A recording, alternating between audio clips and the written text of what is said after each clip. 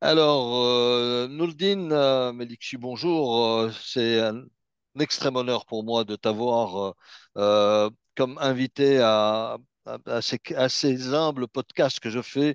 En général, j'interroge des amis ou des gens qui m'intéressent énormément et tu fais partie justement de ce cercle de personnes que je considère comme privilégiés en Algérie, dans le sens où vous portez en vous le message de la science, du savoir dont on a cruellement besoin dans notre société. Et justement, ça va être le sujet de notre échange d'aujourd'hui. Ça sera plus un exposé, pas un exposé, une intervention de ta part. Donc, je te remercie encore une fois et sans plus tarder, une première question concernant l'importance de la science que je te demande de bien vouloir nous expliquer selon toi. C'est quoi la science? Pourquoi elle est essentielle dans notre monde actuel? Et je pense qu'il y a de choses très intéressantes à nous dire à ce sujet. Bonjour Slim, c'est toujours un plaisir de te voir, toujours un plaisir d'échanger avec toi. Je te remercie de m'avoir invité. C'est vraiment un honneur pour moi et j'espère que les auditeurs, les auditrices pourront apprendre quelque chose de cet échange qu'on va avoir ensemble. Donc, tu me poses une question très, très pertinente et très, très intéressante parce qu'on parle beaucoup de science, on parle de science un peu partout, on parle de technologie un peu partout. La science et la technologie existent en nous, dans notre quotidien. Mais je crois qu'il est essentiel de comprendre ce qu'est la science d'abord. Qu'est-ce que la science? Alors, la science, c'est essayer de comprendre le monde naturel qui nous entoure. Alors, tout le monde qui nous entoure, du plus petit, donc à l'échelle atomique, à l'échelle des particules, au plus grand, à l'univers. Donc, c'est ça la science. C'est justement, c'est l'être humain qui interagit avec la nature pour la comprendre en posant des questions. On va voir, on va en parler et par le biais d'un langage. Donc, en fait, on est en permanence, on discute en permanence avec la nature pour essayer de comprendre ce qui nous entoure, cette nature-là. Et ce langage-là, c'est le langage mathématique. Donc, c'est les mathématiques. Donc, en fait, la science, encore une fois, on utilise le langage des mathématiques pour discuter avec, pour échanger avec la nature, d'une manière ou d'une autre, pour la comprendre et la mieux comprendre. Alors, la science existe depuis que l'être humain existe, parce que l'être humain a toujours en fait posé des questions. Et c'est toujours posé des questions essentielles sur ce qui l'entoure, en regardant vers le ciel, en regardant vers le soleil, en regardant vers ce qu'il mange ou ce qu'il boit, etc. Mais ce qu'il y a en fait de fondamental dans la science, c'est donc c'est ce corps de connaissances, cet ensemble de connaissances qu'on a acquis depuis des années et des années, depuis des milliers d'années. Donc ce corps de connaissances appartient à l'humanité. Il n'appartient pas à une personne donnée, une religion donnée, un pays donné. Il appartient à toute l'humanité. Et on pourra parler, en fait, si on a le temps, de ce qui diffère ça, des brevets qui existent et qui appartiennent à des compagnies, etc. Donc, ceci dit, ça veut dire que la science n'a pas de frontières. Et ceci dit aussi, on va se poser la question, qu'est-ce qui fait que la science est si importante et si puissante? On va voir sa puissance aussi. Alors, elle est puissante parce que justement, elle utilise une méthode qu'on appelle la méthode scientifique, qui a prouvé, qui a donné, prouvé pendant des années, un peu partout dans le monde, dans différentes régions de la planète, des résultats probants. Alors, la méthode scientifique, je vais en discuter brièvement, c'est quoi? La méthode scientifique repose sur d'abord l'observation ou un concept. Donc, on observe quelque chose dans la nature, on se pose une question ou des questions, et à partir de là, on établit une sorte d'expérience pour voir ce qui se passe, mieux comprendre ce qui se passe. Parfois, on fait des hypothèses pour expliquer ce qui se passe. Et après, donc, une série d'analyses, on arrive ou pas à une conclusion qui explique le phénomène auquel on a été témoin. Donc, qui explique le phénomène ou quelque chose qu'on a vu dans la nature. Donc, ça, c'est la méthode scientifique. Mais une fois qu'on arrive à un résultat, qu'il soit positif ou négatif, en général, c'est le positif qui est publié, cette connaissance-là de fait partie de l'ensemble des connaissances qui existent dans l'humanité. Donc, on ajoute un petit grain, un petit grain de sable dans quelque chose qui est déjà immense. Mais pourquoi on l'ajoute? On l'ajoute pour que nos confrères un peu partout dans le monde puissent regarder ça and challenge it, comme on dit. C'est-à-dire qu'on va essayer de voir est-ce que c'est vrai ou pas. Des gens qui sont dans le domaine aussi, qui peuvent soit reproduire l'expérience, refaire l'analyse, pour justement dire oui ou non, ça, c'est quelque chose, c'est une nouvelle connaissance, et la nouvelle connaissance après est acceptée, et en général est acceptée dans des domaines bien limités, hein, dans des domaines bien limités. Alors, c'est un peu ça la science. Et si on regarde aussi bien la science, l'histoire de la science, comment elle s'est développée par des gens qui se sont posés des questions. Donc, pour moi, la science se développe quand on sait poser de bonnes questions. Alors, pour poser de bonnes questions, il est essentiel de savoir ce qui existe déjà et de creuser pour comprendre mieux ou plus, avec plus de clarté ou plus de précision, etc. Et si on regarde, bon, pour terminer sur ce bout sur cette partie-là, si on regarde la science, comment qu'elle est évaluée et évoluée, pardon, euh, pendant toutes ces années, les dernières années que l'être humain existe sur cette planète, on voit que, par exemple, des gens comme Galilée, des gens comme Aristote, des gens comme Ibn Haytham, Ibn Rushd, des gens comme Lavoisier, etc. Ces chercheurs-là, ils faisaient de la science pluridisciplinaire. Science et autre chose. Ils faisaient par exemple de la médecine, ils faisaient de la physique, de l'astronomie, et des fois du droit, des fois de la philosophie, etc. Mais petit à petit, avec l'évolution, puisqu'on se posait des questions bien plus précises et bien plus profondes, les gens commençaient à se spécialiser. Et quand on se spécialise, eh bien, on se spécialise et donc ça devient, c'est devenu des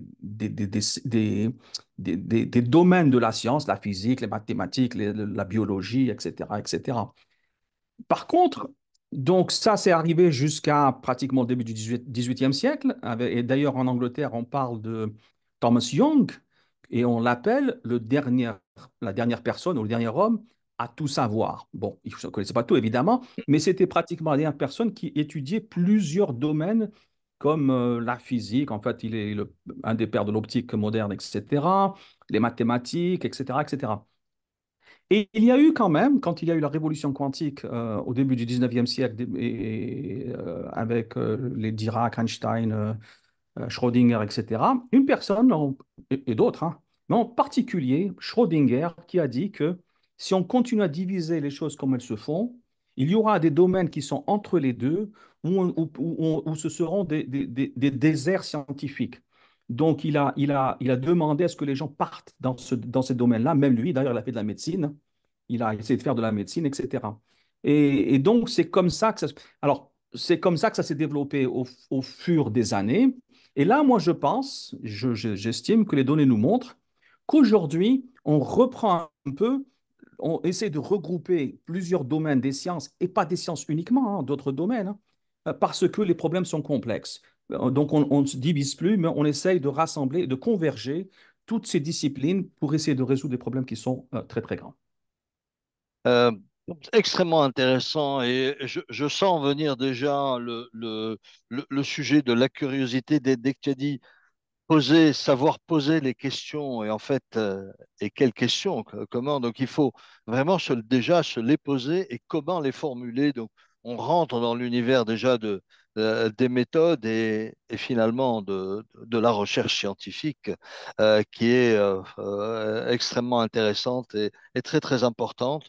Et, euh, et c'est pour ça que je voudrais t'interroger sur le rôle de cette recherche scientifique dans le progrès de nos sociétés comment comment elles influencent le quotidien que nous avons. Parce que, euh, excuse-moi, juste, je rallonge un peu ma question, parce que quand je vois l'arrivée de l'intelligence artificielle, et je retrouve exactement ce processus de quelle question et comment la formuler.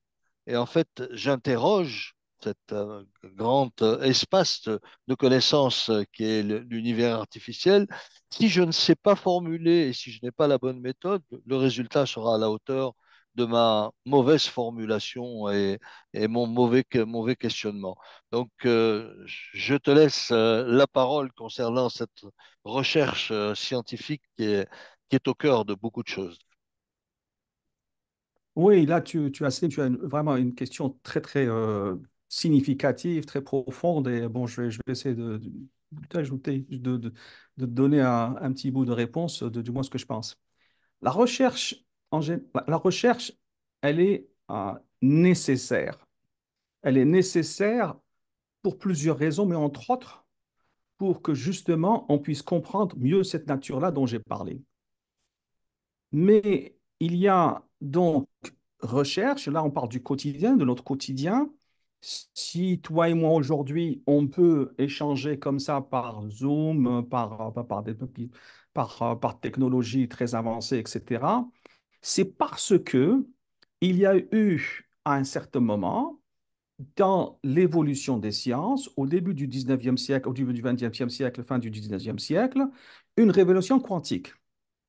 Et il y a eu, grâce à cette révolution quantique, il y a eu le développement plus tard, des années et des années plus tard, des décennies plus tard, le développement de transistors, de circuits intégrés, du laser, etc.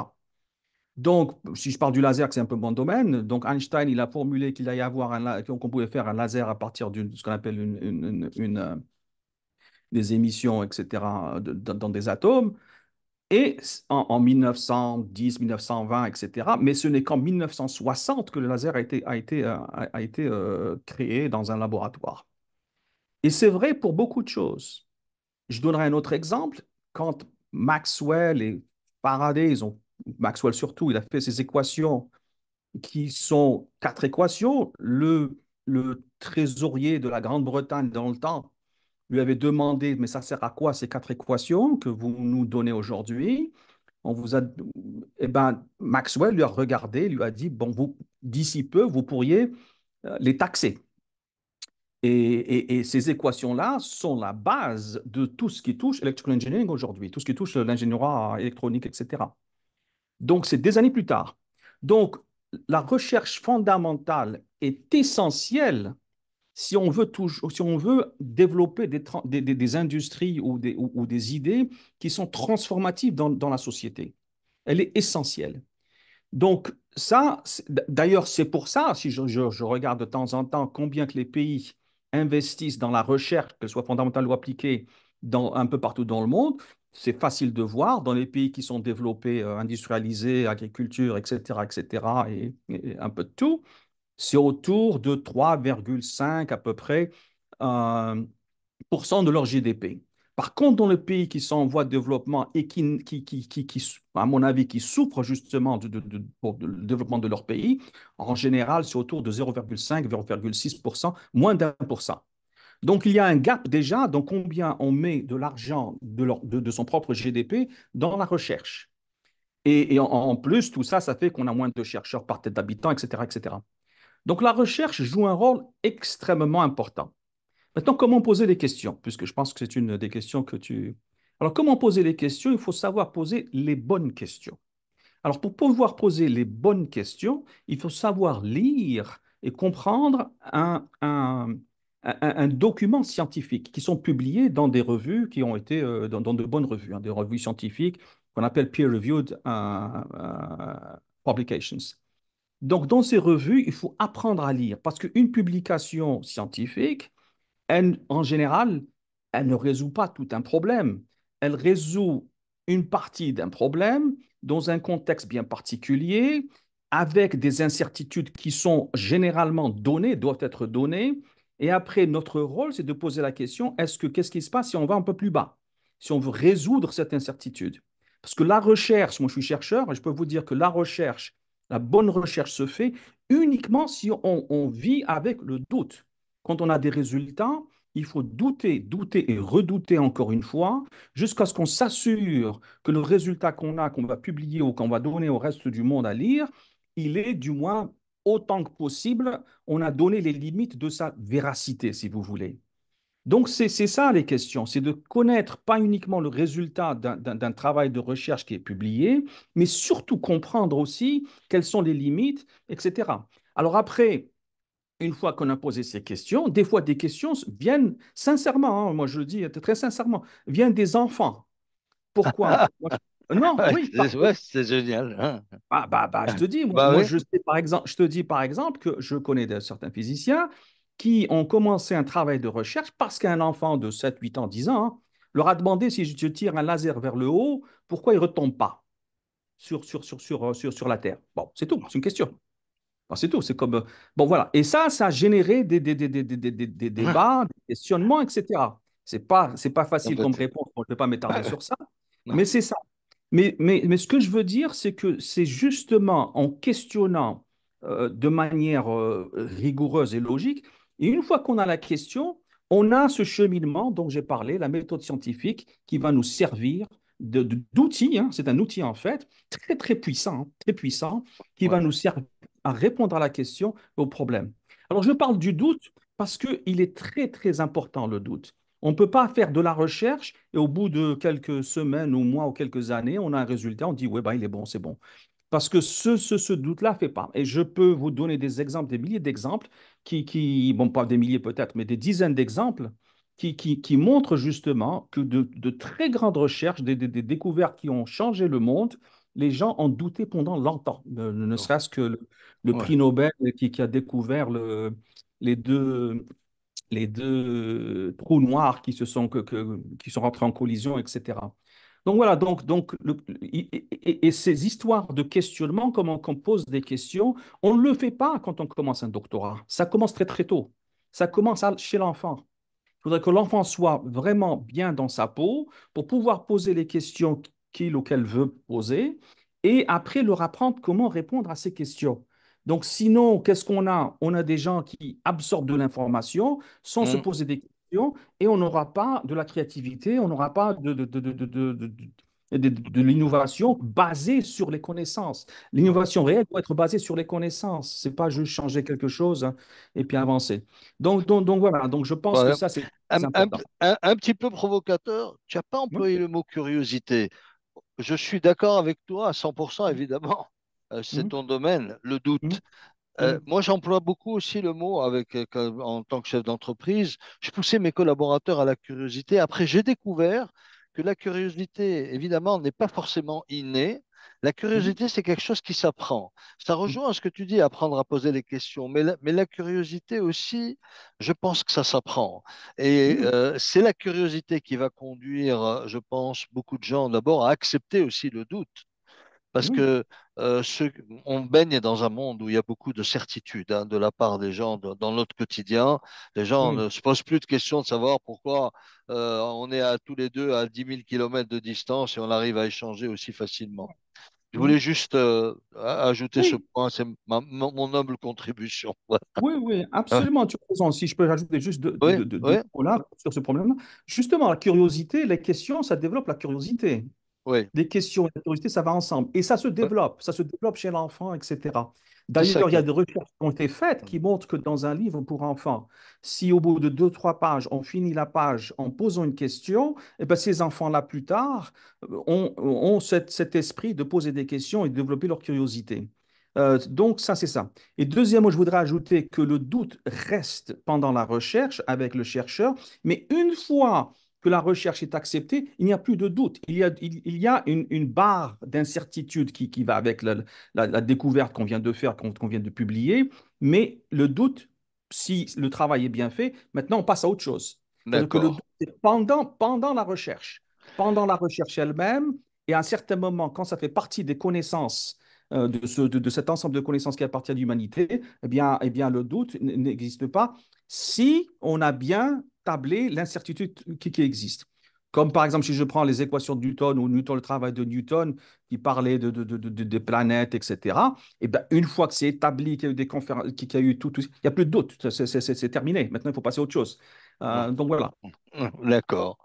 Alors, évidemment, la recherche scientifique nous amène directement avec ce qui intéresse le commun des mortels depuis des années, c'est les fameuses maladies graves.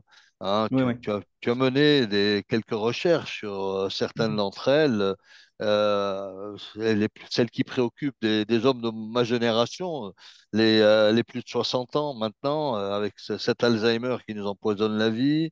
Le cancer, on se dit, si on dépasse la barre des 75 ans, paraît-il qu'on n'a pas trop à s'en inquiéter, mais Mhm. Alzheimer nous inquiète terriblement. Peux-tu nous parler un tout petit peu de ces recherches avancées et qui nous interpellent et nous intéressent énormément? Oui. Avant de parler de ça, je voudrais juste prendre 30 Ouais, secondes, si tu me prends, permets. prends, prends, vas-y. Tu m'as parlé de AI, de l'intelligence Oui, artificielle, et j'ai pas oui, répondu, je crois, à la question. oui, Bon, alors, l'intelligence artificielle, à mon avis, on a eu la révolution avec l'Internet qui arrive, le téléphone portable, Internet et tout ça. Mais je pense que l'intelligence artificielle, c'est encore plus grand. C'est beaucoup plus grand, en fait. Je pense on vit en ce moment une révolution technologique qui est en train de changer le monde et c'est immense. Alors, il y a du bien qui vient avec et il y a du mauvais qui vient avec. Donc, il évidemment. faudrait faire la part des Ouais, choses. ouais, Donc voilà. Mais ce qu'on oublie encore une fois pour revenir à la recherche fondamentale, l'intelligence artificielle, elle est née quand et où? Elle est née avec Turing, donc qui a fait des études sur ça en essayant de reprendre ce que le cerveau fait, etc. Mais aussi d'une conférence qui s'est passée à Dartmouth, qui est pas loin d'ici, hein, en 1954, où des mathématiciens, des informaticiens, des spécialistes du cerveau et de l'information et quelques ingénieurs de electrical engineering, etc., parce que c'était nouveau, computer science, vous n'existez pas encore pratiquement, ensemble. Donc, mais ça vient en fait des fondamentaux des mathématiques et de la logique. Donc, ça vient d'ici. Donc, je reviens justement que ça prend des décennies pour que quelque chose arrive. Et maintenant, ça arrive parce que les ordinateurs sont tellement puissants qu'on peut faire beaucoup, beaucoup de choses avec.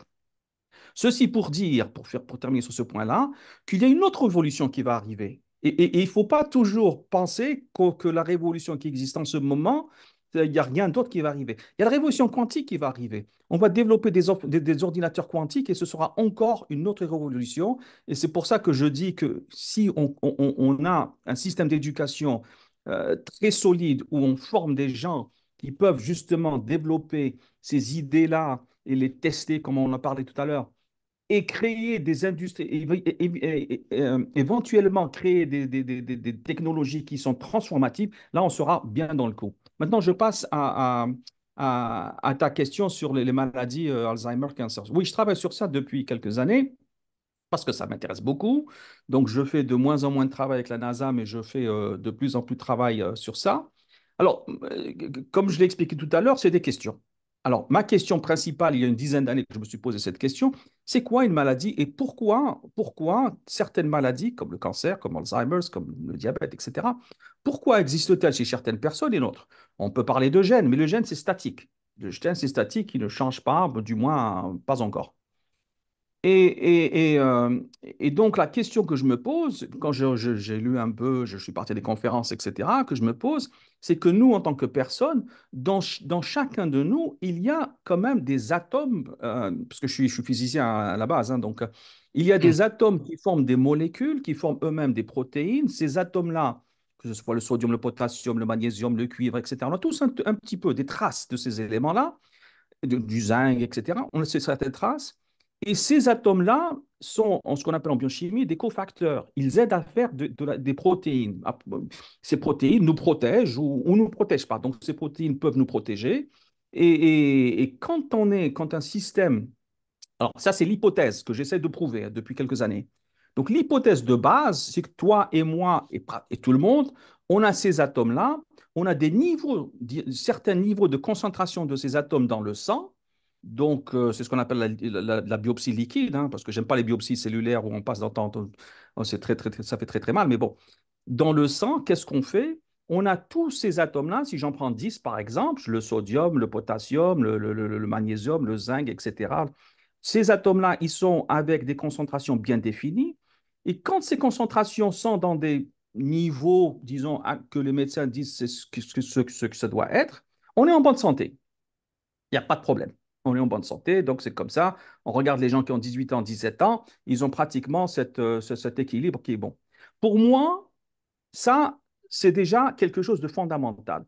Alors, l'hypothèse de base qu'on a fait et qu'on fait dans mon groupe, dans mon laboratoire, c'est que une fois que ces niveaux commencent à changer, alors peut-être que ça change du potassium au magnésium je sais pas moi, le sodium par exemple, là, ça déclenche une maladie X. Si c'est un autre niveau, si c'est d'autres atomes qui changent, et des protéines aussi, hein, qui changent aussi, il y a une autre maladie qui se déclenche, etc. Donc, en fait, c'est comme une musique. Quand la musique, elle est bien jouée, on est en bonne santé. Dès qu'on fait une fausse note, et si la fausse note est relativement grande, il y a une maladie qui se déclenche, que ce soit le cancer ou Alzheimer's ou d'autres maladies. Alors, cette idée-là, on a essayé de la développer pendant quelques années. Là, je travaille avec d'autres des hôpitaux ici dans la région, hein, VA Hospital, l'hôpital ici hein, des vétérans, mais aussi Harvard Medical School, Boston University Medical School, etc. Ça prend beaucoup, ça intéresse beaucoup les gens qui veulent voir la médecine de manière différente. Et on a des résultats je dis pas, qui sont encourageants. Je dis pas qu'ils sont 100% vrais, c'est ce que je parlais tout à l'heure du doute, parce qu'il faut qu'il soit reproduit quelque part d'autre, etc. Mais certaines de nos recherches, certaines de nos expériences ont été reproduites, en particulier en Chine, et ils ont trouvé les mêmes résultats. Donc, on est encouragé. Un autre groupe a fait ça. Et maintenant, il y a des groupes un peu partout. C'est pour ça que j'ai publié un livre il y a quelques mois, ou une année à peu près, où j'ai mis tout ça, les 16 groupes un peu dans le monde qui travaillent sur ça, et donc on a fait des trucs ensemble dans un livre. Donc voilà, donc c'est un peu ça. C'est une hypothèse où on pense on est en bonne santé quand nos corps, que ce soit les atomes, les molécules, les protéines, je n'ai pas encore parlé des gènes, tout ça marche très très bien, donc c'est comme une musique encore une fois. Mais dès que la musique est off, on a une maladie qui se déclenche ou une autre. Et parfois c'est Alzheimer's, parfois c'est le cancer, etc.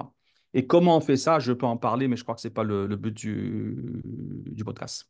Non, tu nous donnes envie de regarder ce qu'on mange tous les matins et de Bah oui, regarder un peu bah nos oui, niveaux de calcium, de potassium, de magnésium, de zinc, de cuivre, etc. ah oui, Et bah j'aime oui, bien cette image de musique parce que j'ai toujours pensé aussi intuitivement qu'il y a certainement quelque chose qui déclenche parce que c'est pas possible, tu vois. Là, excuse-moi, mais je sors d'une nouvelle d'un membre d'une famille entière qui est ravagée par le cancer. Donc, ah probablement oui, que la famille a quelque chose qui a un ouais, ouais, rapport avec ce déséquilibre d'atomes, molécules ouais, ou protéines. Donc, ouais, les chercheurs, vous vous posez des bonnes questions. Effectivement, le temps de la maturation est fondamental. Et c'est pour ça qu'on va venir à ce point de collaboration internationale pour lequel j'aimerais t'interroger, ce point de compréhension de la part des politiques, parce que c'est les politiques qui ramènent aussi, qui attirent et qui vous permettent et qui permettent à tous ces centres de recherche de travailler. S'ils comprennent que la maturation est longue, qu'il n'y a pas disons, de logique électoraliste dans la recherche scientifique, je pense qu'on pourra arriver très rapidement à des résultats parce que encore, tu as parlé de la révolution quantique qui est extrêmement intéressante et je suis entièrement d'accord avec toi. La vitesse des ordinateurs sera fondamentale pour justement les travaux que tu fais. Je suppose qu'un ordinateur quantique saura rapidement répondre et apporter des éléments de réponse déterminants pour les hypothèses que ton groupe de recherche a émis et sur laquelle vous vous êtes penché. Alors, tu as parlé de 16 équipes, tu as parlé de Chine, etc. Évidemment, ça, tout de suite, tu m'as tendu une perche en tant que scientifique et ton point de vue sur l'importance de la collaboration internationale à l'abri évidemment de toute la complexité qui anime le monde actuellement hein, dans la recherche scientifique. Parce que avant-hier, je disais le jeune cosmonaute qui, le jour où il y a eu un bouleversement, l'effondrement du mur de Berlin, le type, au lieu de passer 90 jours, il a passé 850 jours dans la navette parce qu'il avait été oublié, il y avait un changement. Donc, je pense que vous devez vraiment être les personnes les premières à être à l'abri de tous les bouleversements qui sont en train de nous toucher, favoriser la collaboration et il faut que, tu l'avais dit en introduction, que ce savoir appartienne réellement à l'humanité. Je pense que ça pourrait être l'objet d'un autre sujet de conversation. Je te laisse la parole concernant cette collaboration internationale qui est très oui. intéressante. D'accord. Donc, la collaboration internationale et la collaboration tout court, nationale, internationale, régionale, locale, etc., elle est très, très importante. Le- les problèmes qui existent aujourd'hui, que ce soit les maladies, que ce soit les changements climatiques, que ce soit les grands bouleversements et les grands risques comme les inondations, etc., il n'y a pas un pays, même les États-Unis, hein, il n'y a pas un pays qui peut essayer de résoudre ces problèmes seul. Parce que c'est des problèmes qui touchent pratiquement, le Covid nous l'a montré, c'est une pandémie qui touche pratiquement beaucoup, beaucoup de régions, sinon toute la planète. Et de plus, il faut avoir des scientifiques et des ingénieurs et des thinkers, des gens qui réfléchissent, qui ont des perspectives différentes. Ça, on le montre quand on met des équipes qui ont des perspectives et qui a de la diversité, on fait mieux. Une équipe qui est diverse fait mieux qu'une équipe qui est homogène, qui a eu toujours le même parcours, etc., etc. Donc, ça, c'est très important. Deuxièmement, si on regarde, si je vois l'évolution des sciences, comme je parlais tout à l'heure, bon, je peux vous donner des statistiques. En 1900 à peu près, un groupe de recherche un peu partout dans le monde, un groupe de recherche fort, disons, hein, la moyenne des groupes de recherche en 1900, 1910, etc., était de 1,2 chercheurs par équipe. Ouf. Aujourd'hui, elle a augmenté en... Elle est, elle est passée 6 en 2000, 2005, 2002, je ne me rappelle plus, mais un truc comme ça. Donc, ça augmente en exponentiel. Pourquoi? Parce qu'on ne fait plus de la recherche individuelle, on fait de la recherche en équipe. Et cette recherche en équipe, c'est à l'international, surtout à l'université. Université, le mot université, c'est universal, c'est l'univers. Donc, c'est tout le monde. Donc, il faut qu'on reste ouvert à tout ça et qu'on garde ça en tête. Et encore une fois, avec l'idée que les résultats de la recherche appartiennent à tout le monde. Je ne parle pas de brevet, encore une fois, Mhm. appartiennent à toute l'humanité.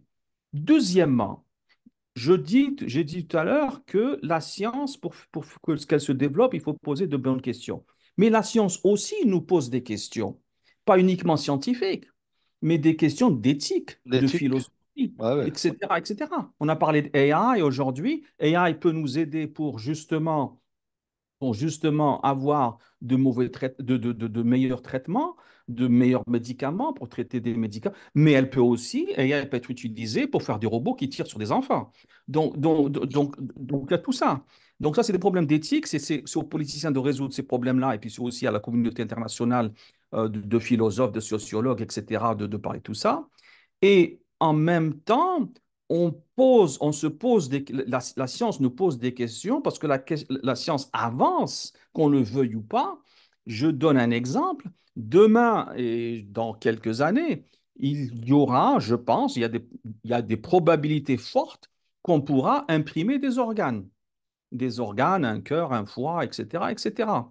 Mais comment que notre société ou les sociétés un peu partout dans le monde vont accepter cela? Est-ce que c'est pour tout le monde? Pas pour tout le monde. Le lendemain, on pourra changer un gène pour avoir un bébé qui a telle et telle caractéristique. Est-ce que ça c'est acceptable? C'est pas acceptable. C'est pas à moi de répondre, mais c'est aux sociétés, à toutes nous, en tant que communauté d'humains, de répondre à ces questions-là. Donc la science, en avançant, elle nous pose aussi des problèmes d'éthique, de morale, de valeurs et de comment on veut vivre en société en tant qu'être humain. Ce n'est pas facile, mais ça nous oblige à bien réfléchir avant d'avancer. Donc, et si je prends encore une fois des problèmes qui sont la déforestation, etc., etc., ça ne peut pas être résolu uniquement par un seul groupe ou un pays ou même une région. Il faut que tout le monde travaille ensemble. Je prends notre pays, le Sahara par exemple.